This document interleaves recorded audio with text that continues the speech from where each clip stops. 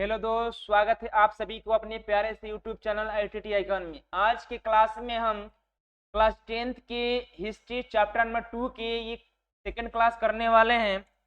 तो इसके पहले हम एक क्लास कर चुके हैं, उसमें हमने आपको थ्योरी के क्लास में हमने आपको बता दिया है कि समाजवाद क्या है। ठीक है, उसके बाद आपको हमने ये भी बता दिया है कि साम्यवाद क्या है। उसके बाद हमने ये भी बता दिया है कि आपका रूढ़िवादी क्या है। ठीक है, इस सब के बारे में हमने बहुत डिटेल से बताया है। ठीक है, तो रूसी क्रांति के भी बारे में बताया है, तो वो नहीं देखे हैं तो प्लीज उसको पहले एक बार देख लीजिए, फिर इस क्लास को करिए। पर रूस क्रांति का कारण, रूसी क्रांति का कारण, तो रूसी क्रांति का निम्नलिखित कारण थे। एक में है जार निकोलस द्वितीय। जार निकोलस एवं अयोग्य शासन, रूस का सम्राट जार निकोलस द्वितीय था। कह रहे हैं कि रूस में क्रांति होने का प्रमुख कारण था कि रूस का जो सत्ता था, रूस का जो शासन व्यवस्था का बागडोर जो था, वो एक कहें तो निरंकुश शासक के हाथ में था। ठीक है, जो अफसरशाही तथा शिक्षाधारी था। शिक्षाधारी का मतलब होता है अपने इच्छा अनुसार चलाने वाला शासन। ठीक है, जो जनता के समस्याओं का बिल्कुल ध्यान नहीं रखता था, उनका समाधान बिल्कुल नहीं कर पा रहा था। ठीक है, तो इसकी वजह से भी क्या होता है, रूस में क्रांति होती है। ठीक है, 1917 में रूस की क्रांति होती है। ठीक है, तो पहला कारण क्या हो जाएगा, तो रूस में जार निकोलस द्वितीय का निरंकुश शासन व्यवस्था। ठीक है, दूसरा दिया है किसानों की दयनीय स्थिति, कृषि दास्ता स्थिति। कह रहे कृषि दास्ता समाज होने के बाद भी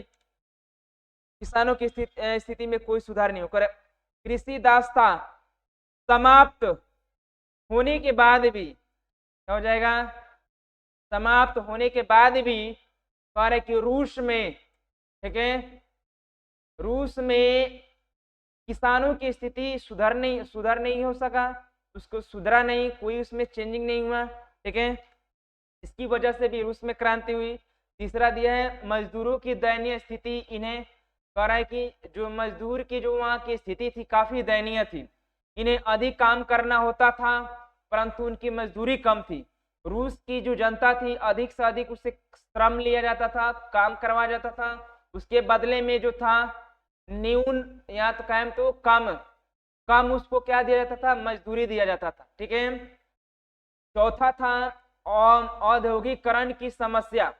कह रहा है कि रूसी क्रांति होने का ये भी कारण था औद्योगिक क्रांति की समस्या।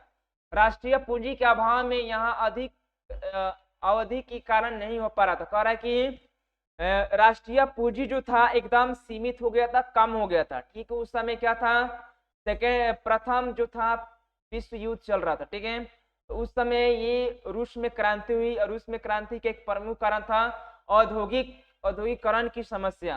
ठीक है, औद्योगिकरण जो हो रहा था, ठीक है, वो नहीं चल पा रहे थे। बहुत सारे उद्योग जो था, उद्योग धंधे ठप पड़ गए थे। ठीक है, बंद हो गए थे। इसके वजह से भी वहां की जनता एकदम परेशान हो गई थी, जिसकी वजह से वहां की जनता ने क्या किया, अपने ही शासक के प्रति गृह युद्ध छेड़ दिया और रूस में एक आंदोलन मुहिम चलाया। ठीक है, कह रहा है रूसीकरण की नीति। इस नीति के तहत रूसीकरण की नीति, इस नीति के तहत अल्पसंख्यक समूह का जार के प्रति आकर्षित होना।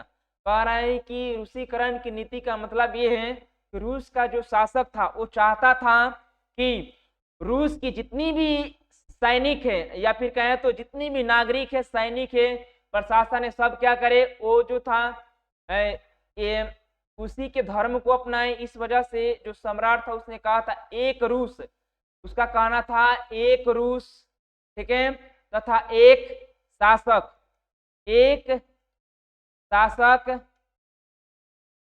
और एक देश, उसका ये कहना था। पर रूस की क्रांति 1917 ईस्वी में हुआ था। कर रूस की क्रांति कब हुआ था, तो 1917 ईस्वी में हुआ था, जिसे अक्टूबर की क्रांति के नाम से भी जाना जाता है।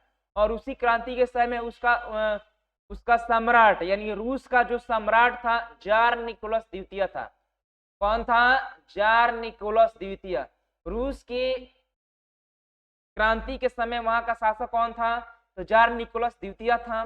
ठीक है, फरवरी 1917 में जार शाही के पतन और अक्टूबर की घटना को अक्टूबर की क्रांति के नाम से जाना जाता है।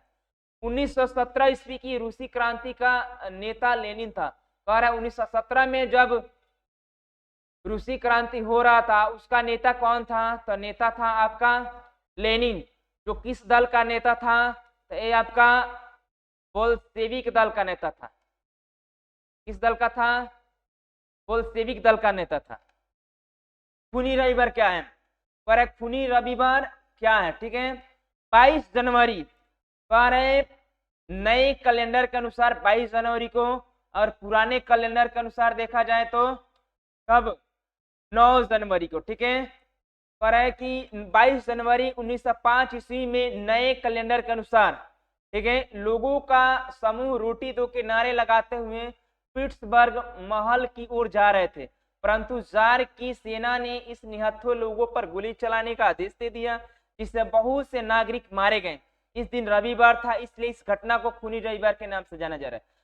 इसका मतलब है कि 22 तारीख यानी कि 22 जनवरी को क्या हुआ था? वहां की जनता जो था अपने ही जो शासक थे, ठीक है, 1905 की घटना है, अपने ही शासक के जो था उसके प्रति उससे खुश नहीं थे, क्योंकि वहां पर क्या था, शासक के रहते हुए कि जो जनता थी वो भूख से मर रही थी, पीड़ित थी, समस्याओं से जूझ रहे थे। इसकी वजह से वहां की जो जनता थी पिट्सबर्ग, जहां पर राजा का महल था, उसके महल के सामने लोग नारा लगाते हुए जा रहे थे। ठीक है, रोटी कपड़ा मकान का नारा लगाते हुए जा रहे थे। ये चीज देख करके, ये समूह को देख करके वहां का जो राजा था उसने क्या किया? देख करके डर गया और लोगों पर अपने सैनिकों को गोली चलाने का आदेश दे दिया। इस दरमियान बहुत सारे जो रूसी जनता थे वो निहत्थे थे, ठीक है, उन पर गोलियां बरसवा दी राजा ने, जिसकी वजह से बहुत सारे सैनिक मारे गए। पूरा जो रूस की जो रोड था उस समय, पिट्सबर्ग का जो रोड था वो एकदम खून से लाल लाल हो गया। ठीक है, और ये ही घटना क्या हुआ? इसी घटना को रविवार के नाम से जाना गया। रीजन ये है कि उस दिन क्या था? रविवार था। ठीक है, और विश्व में ये घटना काफी क्या था? घोर निंदनीय हुआ। ठीक है, इस घटना को काफी निंदा बताया गया पूरे विश्व स्तर पर, और इस दिन को खूनी रविवार के नाम से जाना जाता है इतिहास में। अगला है टॉपिक विदेशी घटनाओं का प्रभाव। विदेशी घटनाओं का प्रभाव से क्या था? जापान और रूस के बीच युद्ध में रूसी की पराजय, और इसके कारण भी रूस की जो 1917 में जो क्रांति हुई ये भी अहम अपना रोल अदा करता है। कारण जापान और रूस के बीच एक युद्ध होता है, जो कब होता है? ये भी होता है आपके 1905 में। 1905 ईस्वी में क्या था? रूस और जापान के बीच युद्ध होता है, जिसमें जापान की क्या होती है? विजय होता है। ठीक है, और रूस की पराजय होती है। जबकि रूस काफी बड़ा है और उसके तुलना में देखा जाए तो रूस के तुलना में जापान एकदम चिट्टी के समान है, और जापान से रूस पूरी तरह पराजित हो जाता है। ये भी कहीं ना कहीं रूस की क्रांति में अहम रोल निभाया। ठीक है, दूसरा है रूसी क्रांति का परिणाम। रूसी क्रांति के बाद सेरेमिनिक एवं सरबराह वर्ग के सत्ता स्थापित हो गई। कह रहे हैं कि श्रमिक होगा, यहाँ क्या होगा? श्रमिक एवं सरबराह। पर रूसी क्रांति के परिणाम स्वरूप क्या होता है? जब घटना घटी, रूसी में क्रांति हुई, रूसी क्रांति के पश्चात वहां पर जार निकोलस द्वितीय की शासन समाप्त होती है, और शासन व्यवस्था किसके हाथ में आ जाती है? श्रमिकों और सरबराह वर्ग की। पहली बार शासन व्यवस्था विश्व में अगर देखा जाए तो पहली बार जो है शासन व्यवस्था किसी देश का एक सरबराह वर्ग यानी गरीबों के हाथ में जाता है, तो कहां पर? रूस में। और तीसरा, विश्व दो विचारधाराओं में विभक्त हो गया। पर रूस घटना के बाद विश्व जो था वो दो विचारधाराओं में विभक्त हो गया, एक साम्यवादी गुट एवं दूसरा पूंजीवादी गुट। यूरोप दो गुटों में विभक्त हो गया, पूर्वी यूरोप तथा पश्चिमी यूरोप। यानी कि रूसी क्रांति के पश्चात पूरा विश्व दो गुटों में बढ़ गया। समाज जो था दो विचारधाराओं में बढ़ गया, एक समाजवादी विचारधारा, एक पूंजीवादी विचारधारा, और जो उसका जो क्षेत्र वगैरह था वो भी दो हिस्सों में बढ़ गया, एक पूर्वी यूरोप और एक पश्चिमी यूरोप। ठीक है, तो ये रूसी क्रांति के कुछ परिणाम रहे। अगला है रूसी क्रांति के सफल सफलता ने एशिया और अफ्रीका देश को उपनिवेश में से पाने के लिए भी प्रोत्साहन दिया। और इस क्रांति के सफलता के बाद, ठीक है, एशिया और अफ्रीका देश को उपनिवेश में से पाने के लिए भी प्रोत्साहन मिला। यानी जो और भी देश है वो अपने अपने देश, जो अलग देश उसको अपना गुलाम बना रखा था, उसको अपने उपनिवेशों से आजाद होने का एक मौका मिल गया। पूंजीपति गुट होगा, यहाँ क्या होगा, गुट। और सोवियत रूस के बीच शीत युद्ध शुरुआत हो गई, जिसमें दोनों वर्गों में शस्त्रों को बनाने का होर लग गया। अब शीत युद्ध क्या है, यानी बिना शस्त्रों से लड़ा गया क्या है युद्ध को क्या कहते हैं, शीत युद्ध, ठीक है। यानी बातों से, वार्तालापों से जो युद्ध किया जाता है, जो वार किया जाता है एक दूसरे देशों के बीच, उसको शीत युद्ध कहा जाता है, ठीक है। इसमें किसी भी प्रकार की रासायनिक हथियारों का उपयोग नहीं होता है, ठीक है। तो अगला है रूस प्रथम विश्व युद्ध से 1917 में क्या होता है, अलग हो गया। 1917 ईस्वी में क्या हुआ, प्रथम विश्व युद्ध से अलग हो गया। रीजन ये था कि उसी के देश में 1917 में क्या हो रहा था, उसी के देश में गृह युद्ध हो गया। यानी कि कहा जाए तो रूस में ही गृह युद्ध हो जाता है। और वो किससे लड़ता, प्रथम विश्व युद्ध में वो भाग लिया था, ठीक है। और मित्र राष्ट्र में शामिल होकर क्या कर रहा था, वो लड़ रहा था अन्य देशों के साथ, ठीक है। तो और उसी के देश में जब गृह युद्ध होता है तो वो प्रथम विश्व युद्ध से साइड होकर अपने ही देश को संभालने में लग गया, अपने ही देश को बचाने में लग गया, ठीक है। लेकिन इसमें भी वो क्या रहा, असफल रहा। अब प्रथम विश्व युद्ध में भी वो असफल रहा, ठीक है। तो इस वजह से क्या है, 1917 में जो था रूस जो था प्रथम विश्व युद्ध से अलग हो गया, ठीक है, अलग हो गया। अलग होने के बाद इसके स्थान पर अमेरिका जो है, अमेरिका ने क्या किया, प्रथम विश्व युद्ध में भाग ले लिया। इस क्रांति से परिणाम निकला कि इस युद्ध के परिणाम निकला कि रूस से अस्थायी सरकार समाप्त हो गई तथा अस्थायी सरकार का गठन हुआ। रूसी क्रांति के पश्चात जो अस्थायी सरकार थी, जो वंशानुगत सरकार था, ठीक है, उसको क्या किया, समाप्त किया गया और अस्थायी सरकार का निर्माण किया गया। किसका, अस्थायी सरकार का निर्माण किया गया, ठीक है। ये हुआ रूसी क्रांति के पश्चात हुआ कि शासन व्यवस्था में बहुत सारी सुधार किया गया। अगला क्वेश्चन है, समाजवादियों की बाइबिल किसे कहा जाता है। समाजवादियों का बाइबिल जो है किस पुस्तक को कहा जाता है, दास कैपिटल को, अप्रैल थीसिस को, सोशल कॉन्ट्रैक्ट को, या फिर इनमें से कोई नहीं। तो दास कैपिटल पुस्तक को क्या कहा जाता है, तो दास कैपिटल पुस्तक को ही समाजवादियों का बाइबिल कहा जाता है। तो इसका राइट ऑप्शन क्या हो जाएगा, राइट ऑप्शन हमारा ए हो जाएगा। क्या हो जाएगा, ए हो जाएगा। आगे बढ़े, अगला क्वेश्चन है, साम्यवादी शासन का पहला प्रयोग कहाँ हुआ। साम्यवादी शासन का पहला प्रयोग जो है वो कहाँ हुआ, चीन में, क्यूबा में, रूस में, जापान में, ठीक है। तो साम्यवादी शासन व्यवस्था या फिर कहें तो साम्यवादी विचारधारा, साम्यवादी विचारधारा, ठीक है। साम्यवादी विचारधारा सबसे पहले किस देश में इसका जो प्रयोग किया गया, तो आपका किया गया रूस में। कहां पर, रूस में। तो इस वजह से हमारा राइट ऑप्शन क्या हो जाएगा, राइट ऑप्शन हमारा सी हो जाएगा। अगला क्वेश्चन है, युद्ध और शांति, कह रहा है कि युद्ध और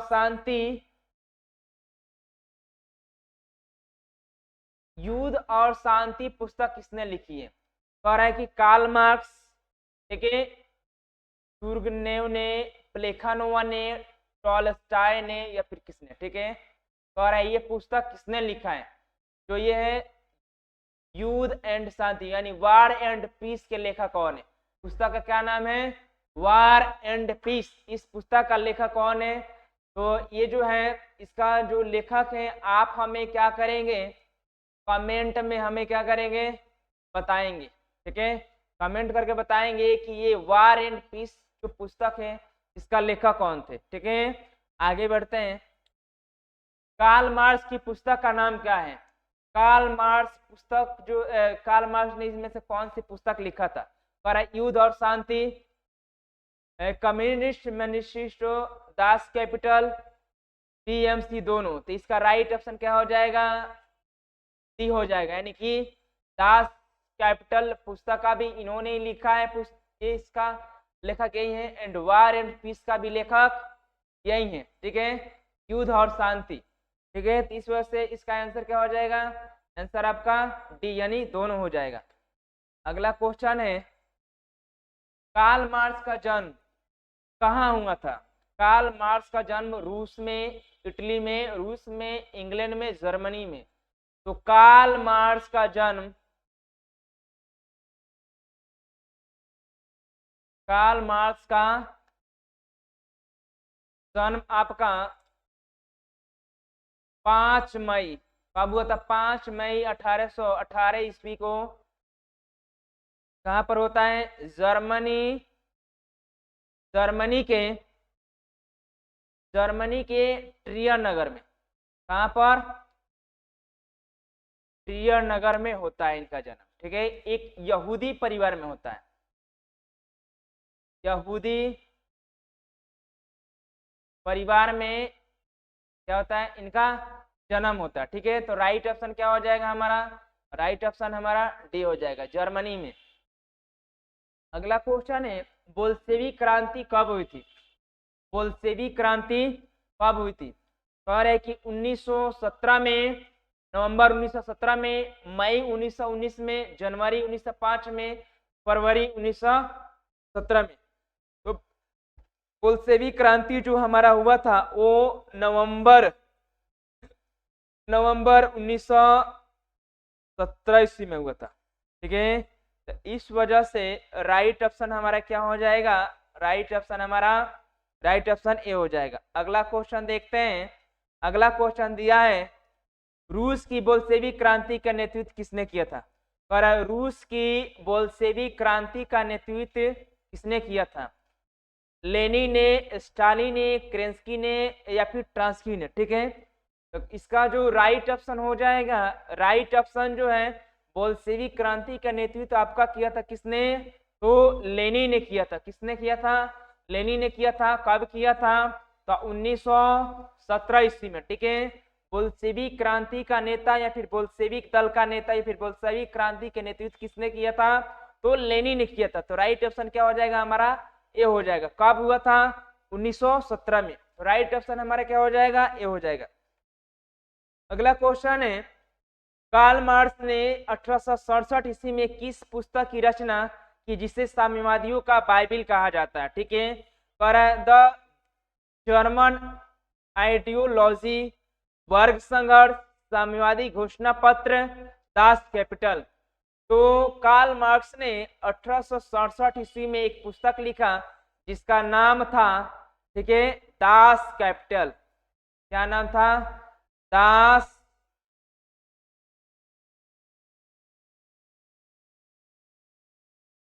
दास कैपिटल। ठीक है, पुस्तक का क्या नाम था? दास कैपिटल पुस्तक। ठीक है, इस वजह से राइट ऑप्शन हमारा क्या हो जाएगा? राइट ऑप्शन हमारा डी हो जाएगा, यानी कि ये वाला जो है ऑप्शन हमारा क्या हो जाएगा? राइट हो जाएगा। अगला क्वेश्चन है, निम्नलिखित में से किसे साम्यवाद के संस्थापक के रूप में माना जाता है? पर निम्नलिखित में से किसे साम्यवाद के संस्थापक के रूप में माना जाता है? पर जुदांग को, कार्ल मार्क्स को, लेनिन को, स्टालिन को? तो इसका जो आंसर है आप हमें क्या करेंगे? कमेंट में बताएंगे। ठीक है, इसका जो आंसर आप क्या करोगे? कमेंट में हमें बताओगे। वार एंड पीस किसकी रचना है? ठीक है, कह रहा है कि उसकी की, एलोस की, कार्ल मार्क्स की, या फिर टॉलस्टॉय की? ठीक है, तो वार एंड पीस का लेखक कौन है? वार एंड पीस का लेखक टॉलस्टॉय है। कौन है? टॉलस्टॉय जो है क्या है? आपके वार एंड पीस के लेखक हैं। यानी राइट ऑप्शन हमारा क्या हो जाएगा? डी हो जाएगा। टॉलस्टॉय क्या हो जाएंगे? वार एंड पीस के लेखक हैं। अगला क्वेश्चन है, रूस में कृषक दासता प्रथा का अंत कब हुआ? पर रूस में कृषक दासता जो था, ये प्रथा सदियों से चली आ रही थी।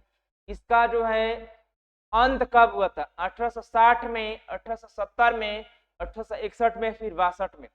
तो इसका जो है अंत जो है विलियम, ठीक है, विलियम प्रथम ने कब किया था? 1861 ईस्वी में। तो इसकी वजह से राइट ऑप्शन हमारा क्या हो जाएगा? सी हो जाएगा। राइट ऑप्शन हमारा सी हो जाएगा। जर्मन ओवेन कहाँ के निवासी था? रॉबर्ट ओवेन कहाँ के निवासी था? रॉबर्ट ओवेन क्या थे? एक कहे तो यूटोपियन समाजवादी थे। कह रहे ये कहाँ के निवासी थे? ठीक है, कहाँ के निवासी थे? जर्मन की, ब्रिटेन के, ऑस्ट्रिया के, फ्रांस के। तो रॉबर्ट ओवेन जो थे वो कहाँ के थे? इंग्लैंड के थे। इंग्लैंड या फिर कहें तो ब्रिटेन। कहाँ के? ब्रिटेन के निवासी थे, ब्रिटेन के यूटोपियन समाजवादी थे। तो राइट ऑप्शन हमारा क्या हो जाएगा? बी हो जाएगा। ठीक है, अगला क्वेश्चन है ब्रेस्ट लियोस की संधि किस देशों के बीच हुआ था? ठीक है, रूस, इंग्लैंड, रूस और जर्मनी, रूस और इटली, रूस और फ्रांस। ठीक है, तो रूस और किसके बीच? तो जर्मनी के बीच। कह रहे कि ब्रेस्ट लियो की संधि किसके बीच हुआ था? तो रूस और जर्मनी के बीच जो है आपका, जो रूस और ब्रेस्ट लियोस की संधि किस किस के बीच हुआ था? रूस और जर्मनी के बीच हुआ था। ठीक है, राइट ऑप्शन क्या हो जाएगा? राइट ऑप्शन हमारा बी हो जाएगा। अगला क्वेश्चन है दास कैपिटल का प्रकाशन किस वर्ष किया गया था? ठीक है, दास कैपिटल जो पुस्तक था इसकी रचना कब की गई थी? 1867 में, 1883 में, 1848 में, या फिर 1864 में? तो इसका जो है आप हमें क्या करोगे? कमेंट में इसका आंसर बताओगे। ठीक है, हमने इसको क्लास में भी कई बार बता दिए। ठीक है, हमें कमेंट में इसका आंसर बताएंगे आप लोग। अगला क्वेश्चन है रूस में जार का क्या अर्थ होता है? तो रूस में जार का अर्थ होता है, ऑप्शन ये, रूस का समंत, रूस का सम्राट, पीने का बर्तन, पानी रखने का मिट्टी का पात्र। इसका राइट ऑप्शन क्या हो जाएगा? रूस का सम्राट। का राइट ऑप्शन क्या हो जाएगा? रूस का सम्राट। इस वजह से हमारा जो है ऑप्शन के अकॉर्डिंग क्या हो जाएगा? बी हो जाएगा। ऑप्शन के अकॉर्डिंग हमारा बी राइट ऑप्शन हो जाएगा। अगला क्वेश्चन है साम्यवादी घोषणा पत्र के लेखक कौन थे? कह रहा है कि साम्यवादी घोषणा पत्र के लेखक कौन थे? लेनिन, कार्ल मार्क्स और एंगेल्स, लियो टॉलस्टॉय, ट्रांस्की। तो इसका जो साम्यवादी घोषणा पत्र के लेखक जो है कार्ल मार्क्स को माना जाता है, जो एंगेल्स की सहायता से की गई थी। ठीक है, तो राइट ऑप्शन हमारा क्या हो जाएगा? राइट ऑप्शन बी हो जाएगा। अगला क्वेश्चन है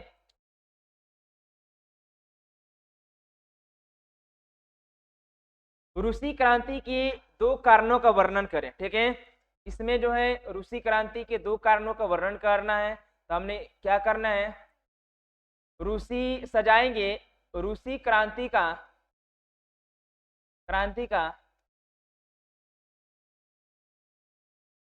निम्नलिखित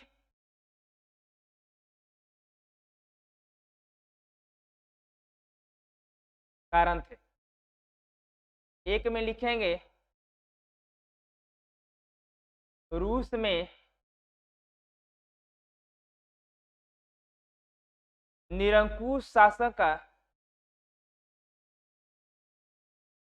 निरंकुश शासन व्यवस्था। ठीक है, दूसरा हम लेंगे, दो हमको बताना है। ठीक है, दो पूछ रहा है। दूसरा हम ले लेंगे कि रूस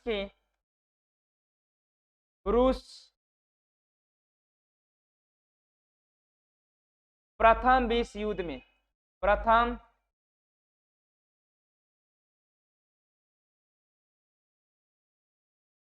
विश्व युद्ध में पराजय पराजय ये क्या है? रूसी क्रांति के प्रमुख कारण रहे। दूसरा है खूनी रविवार क्या है? ठीक है, तो खूनी रविवार क्या है? तो ये आपकी क्या हो जाएंगे? ये 1905 ईस्वी में क्या हुआ था? रूस की जनता ईस्वी में रूस की जनता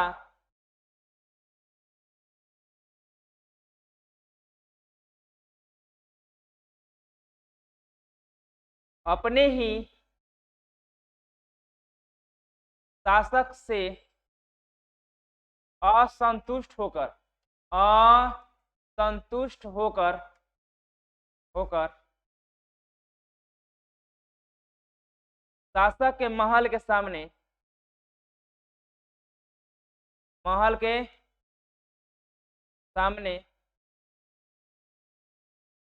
रोटी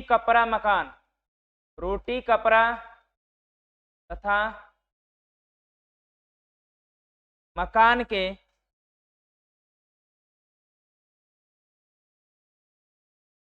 नारे लगाकर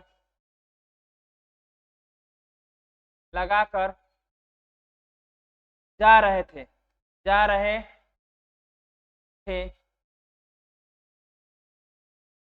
जिसकी वजह से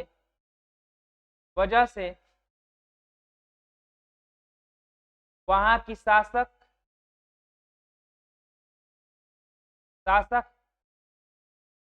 घबराकर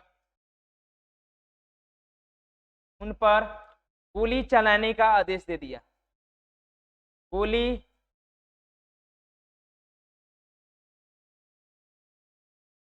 चलाने का आदेश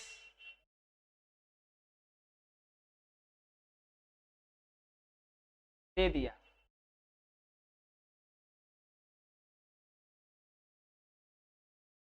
जिसके बाद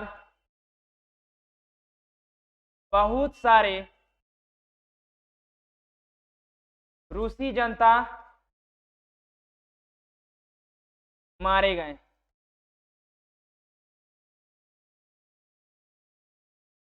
उस दिन रविवार था। उस दिन रविवार दिन था।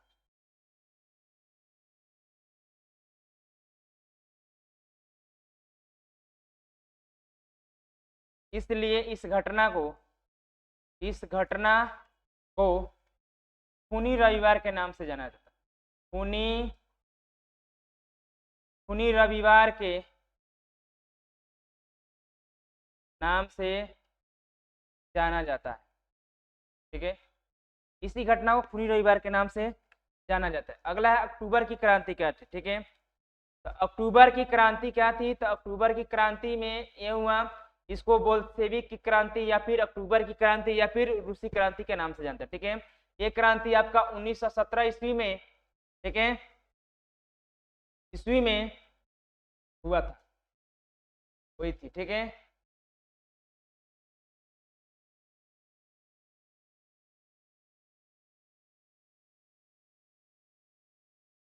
इस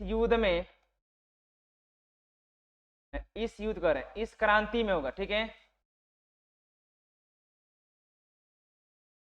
इस क्रांति में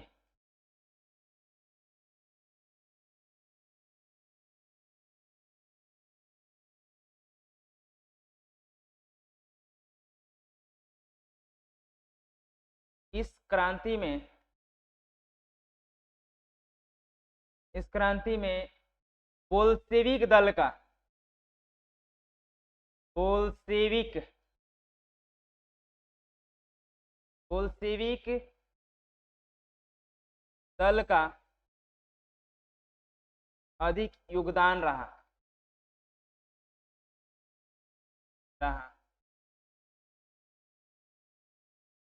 जिसका नेता लेनिन था। कौन था? लेनिन। ठीक है, और इसी क्रांति में, यानी अक्टूबर की क्रांति में, इसी क्रांति में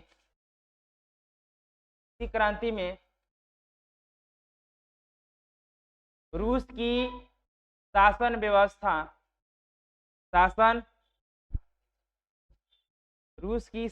व्यवस्था एक श्रमिक वर्ग यानी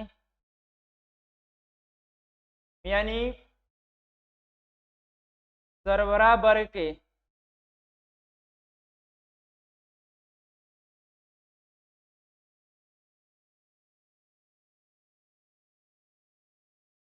हाथ में चली गई।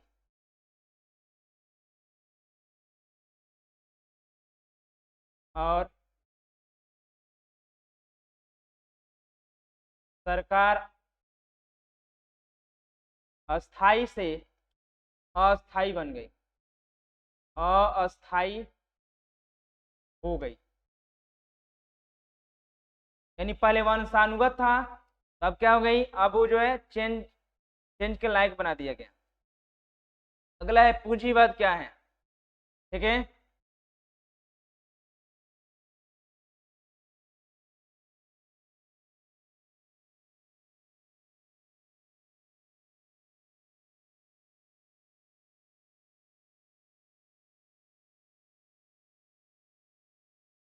पूंजीवाद क्या है,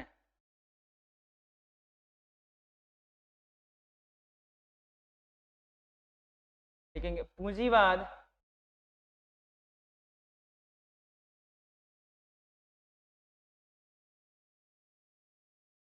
पूंजीवाद वैसा समाज है, वैसा समाज है जो उत्पादन के वस्तुओं वस्तुओं के उत्पादन, ऐसा है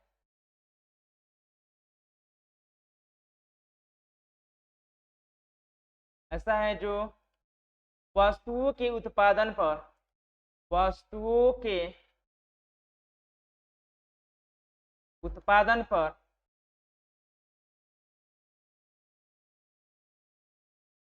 एक शक्तिशाली व्यक्ति का अधिकार होता है,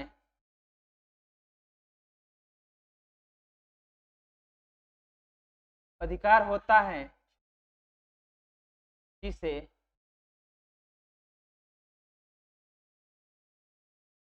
पूंजीवाद कहते हैं।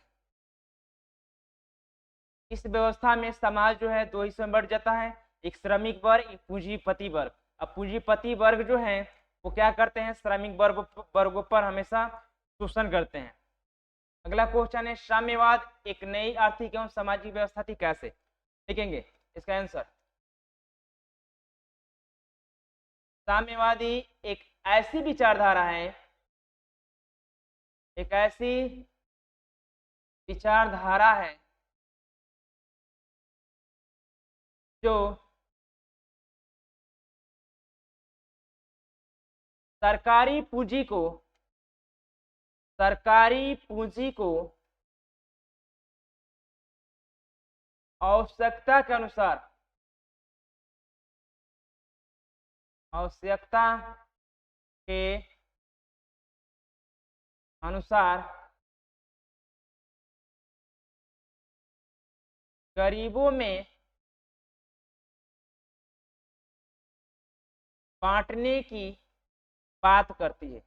पूंजी जो है यानी गरीबों की आवश्यकता के अनुसार गरीबों में बांटने की बात करती है, ठीक है। यानी जिस जिसको पैसे या फिर आर्थिक रूप से किसी को सहायता करनी है, आर्थिक रूप से किसी को सशक्त बनाना है या फिर उसको संसाधनों की जरूरत है, तो उसको क्या करें, उसको मुहैया कराया जाए, उसकी उसकी देख रेख किया जाए। और उसको पैसे की जरूरत है तो पैसे जो है सरकारी पैसों को यानी गरीबों के यानी उसकी आवश्यकता के अनुसार बांट दिया जाए।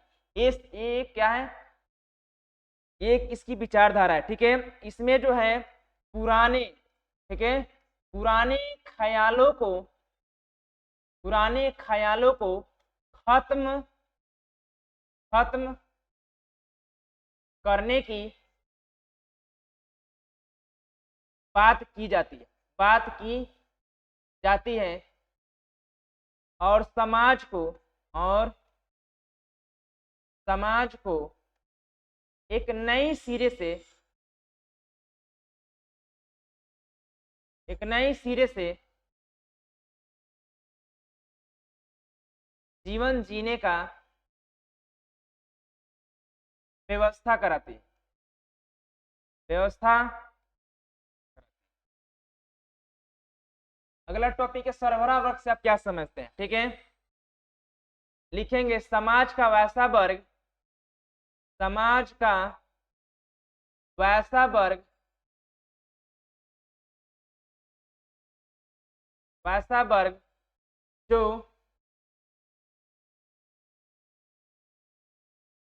जिसमें, ठीक है, जिसमें गरीब, मजदूर, किसान, डॉक्टर, वकील, शिक्षक इत्यादि शामिल हो उसे सरबराह वर्ग कहा जाता है, उसे सर्वहारा वर्ग कहा जाता है। रूस की क्रांति ने पूरे विश्व को प्रभावित किया, किन्हीं दो उदाहरणों को स्पष्ट करें। लेकिन रूसी क्रांति ने पूरे विश्व को, ठीक है, पूरे विश्व को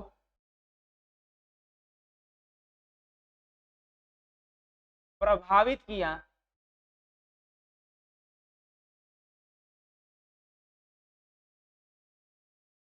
क्योंकि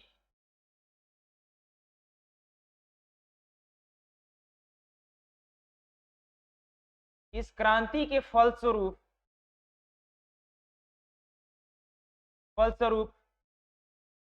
जो भी उपनिवेश देश थे, जो भी उपनिवेश देश थे, वे अपने आप को, वे अपने आप को गुलामी से मुक्त कराने की उपाय सोचने लगे तथा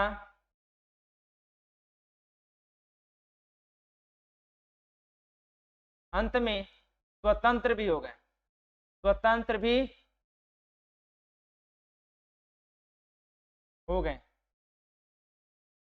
ठीक है।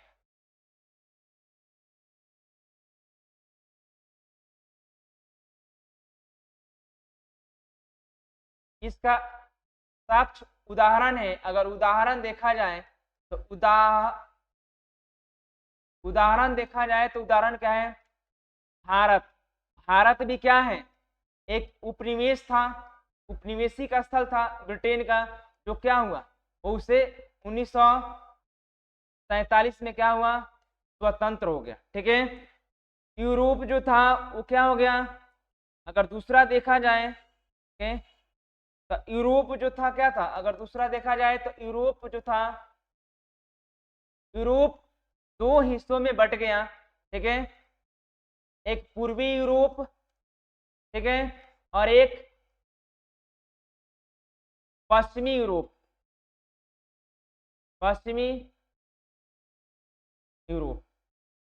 अगला क्वेश्चन है कार्ल मार्क्स के विषय में आप क्या जानते हैं, ठीक है। तो लिखेंगे कार्ल मार्क्स का जन्म, सुनिए,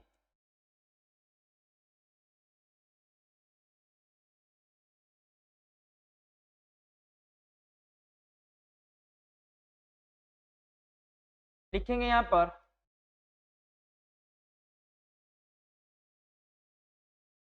कार्ल मार्क्स का जन्म, ठीक है, 5 मई 1818 ईस्वी को, ठीक है, ईस्वी में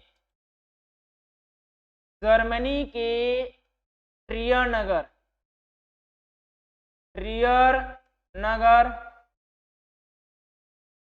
के, ठीक है, एक यहूदी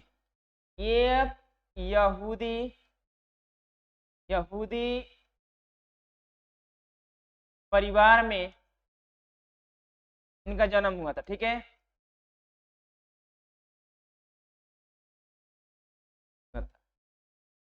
लिखेंगे इसी में इनके पिता का नाम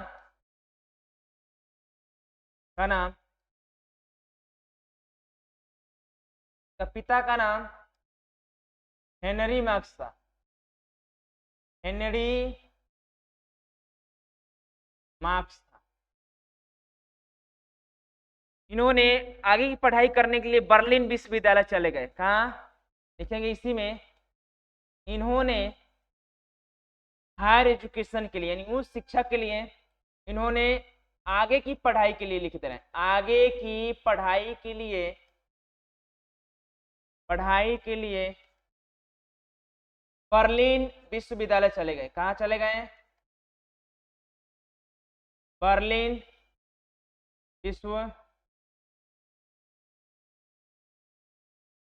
विश्वविद्यालय चले गए।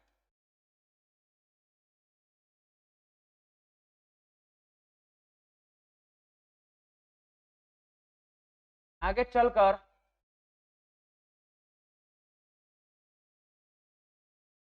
इन्होंने अपने बचपन के मित्र जेनी से विवाह किया।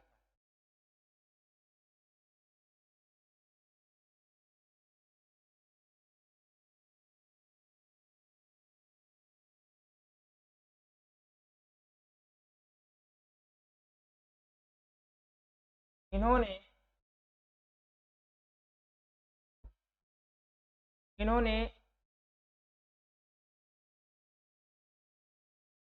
समाजवादी घोषणा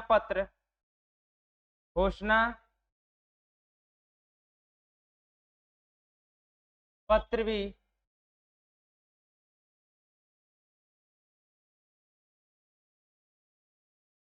लिखा था, जिसे